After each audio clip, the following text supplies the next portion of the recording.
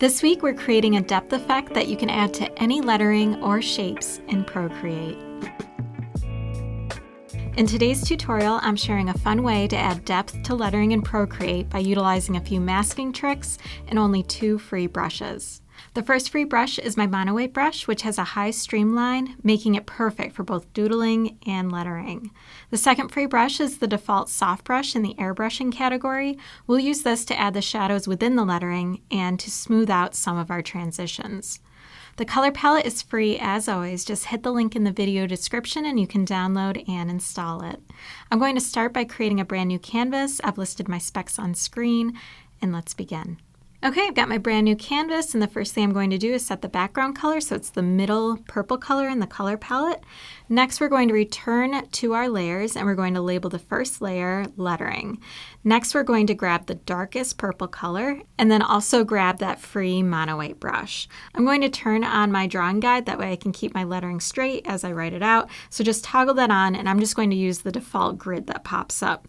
The size of my brush is about 20%, and I'm just going to write out adding depth, but obviously feel free to write out any phrase that you would like. You could also use typable text for this too. Once you have your lettering, turn off your drawing guide and then select it, and we're just going to center it on the canvas. Make sure uniform and snapping is turned on in the bottom palette, and you'll notice those crosshairs appear, so you can make sure that it's centered on the canvas. Now that we have our lettering, we're going to start adding in those shadows. So let's create a brand new layer. We're going to change the blend mode of this layer to multiply, and we're going to label this layer shading. We're actually going to use that same dark purple color, but because we set our blend mode to multiply, it will naturally appear darker. I'm also heading into the airbrushing category and grabbing that free default soft brush. The size of my brush is about 4%, and now we can add in our shadows. So the way that I decide where the shadows are going to go is you just follow the stroke of the lettering that you created. So for the A, the exit stem that comes straight down and curves up covers that first stroke. So a shadow would be created where that first stroke is. So I'm just going to press down just a little bit to create that soft shadow. For the D, you can see the exit stem from the A comes into the bowl of the D. So I'm going to have another shadow created on the exit stem. Now the bowl of the D is covered by the downstroke of the D, so I'm going to add in another shadow right here. So you just follow along with the natural progression of each letter and each stroke within each letter, noticing which strokes are going to overlap which other strokes. So that's a really easy way to decide where the shadows are going to go. Just go right back through it in slow motion, which strokes are covering which strokes, and then add in a shadow. It's okay that shadows are hitting other shadows. We're going to clean all of that up in just a minute. Coming back down to the word depth, I'm doing the same thing. I'm just retracing the steps of my strokes, which strokes are covering other strokes, and then adding that shadow in.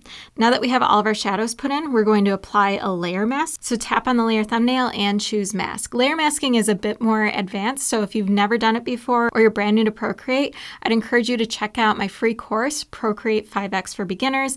I'll leave a link on screen and in the video description. There's an entire module on layer masking and clipping masks, which we're also going to utilize within this tutorial. So once you have the layer mask, make sure that your color is true black, so double tap where the black is to get true black. Now we're going to head back into our brushes and we're going to switch over to the monoweight brush. So you can see when I paint with a stroke with the monoweight brush, I get a hard line, which is going to be perfect for the areas that I need to remove of the shading. But I have a lot of the shading that extends beyond the letters that I just need locked into the letters. So that's where we're going to apply the clipping mask. So if I come back to my layers and tap on the shading thumbnail and choose clipping mask, you can apply a clipping mask, and then you can also have a layer mask attached to your clipping mask layer.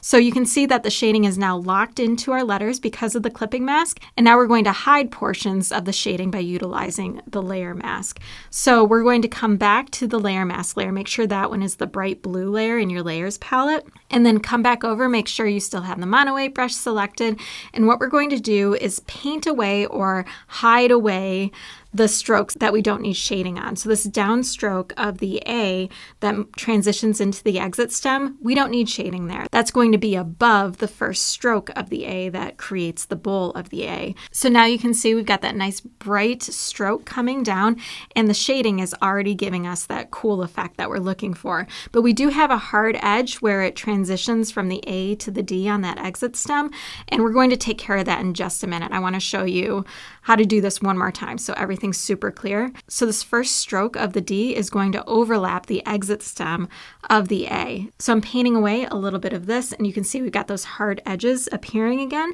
And in order to soften them up, all we have to do is switch our brush over to the soft brush again. And if we reduce the size of this brush a bit, I'm coming down to about 2%, and then just stipple on that hard line. You can see how that transition gets nice and soft and disappears, so we don't have that hard line anymore, and everything looks super natural. So I'm going to do the same thing on the D right here, just so you have an idea of the process. So what I'm basically doing is hiding the shading using the layer mask for the strokes that don't need shading, and then I'm softening up those transitions with a soft brush. Now I'm returning back to my mono-white brush to continue this process over and over again. So that's the trick here. That's how to create this depth effect, is just utilizing the layer masking, painting in those brighter strokes, and then softening the transitions. So I'm coming through the rest of my word, and I'm just painting away any areas using the layer mask. And the thing to remember with layer masking is black conceals and white reveals. So you can see I'm still painting in black on the layer mask, so that's what's hiding the shading. And now I can switch back to my airbrushing, the soft brush, and soften up those harder edges just by stippling those with a small size. Once again, the size is about 2% with the soft brush. So with this G, when I started hiding portions of it, it actually hid part of what I needed. So I undid that, and then I switched to white to re-reveal the shading and just push that up a little bit. So I had more shading there than I did before. And you can reduce the size of your brush too whenever you need to. So if you run into something similar, just reduce the size of your brush, and you can switch back and forth between white and black, because you're not actually destructively erasing anything. You're just temporarily hiding it. And that's why we're using a layer mask. Once again, everything you need to know about layer masking is within my free course, which is linked up in the video description. I forgot this finishing stroke of the G, so I'm just going to paint that in. And you can see I went outside the edges a little bit. So I'm just going to switch back to white and re-reveal the shading, but I'm reducing the size of my brush so I can get really, really precise right here. And I'm going to do the same thing on the other edge. So that's the beauty of a layer mask. You're not actually permanently erasing anything. You're just temporarily hiding, and you can bring things back whenever you need to. So layer masking is crazy powerful, and if you are just erasing things, I encourage you to try out layer masking. It will change everything for you in all the best ways.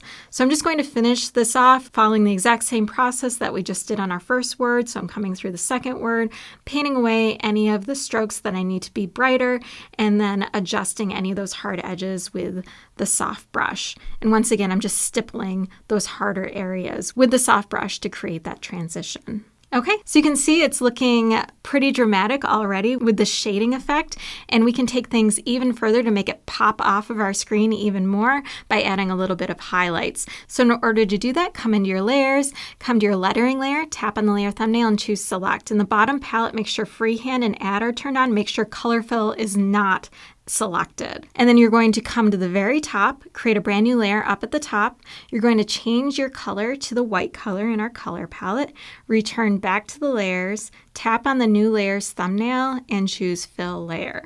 So now we have the exact lettering, only it's white now, and we're going to drag it underneath the original lettering layer. So it's behind the original lettering layer, and now we're just going to offset it a little bit by selecting it, and I just tapped it 3 times to the right. And you can see it starts to reveal itself a bit, and it just makes this entire effect even more dramatic by having that contrast between the darker shadows and then the bright highlight on the medium tone background. So that's how to create a lettering depth effect in Procreate. Once again, links to everything mentioned in this tutorial are right in the video description, including the free Procreate 5X for Beginners course, the free mono-white brush, and the free color palette. If you enjoyed this tutorial, please hit the like button, subscribe, and I will see you next week.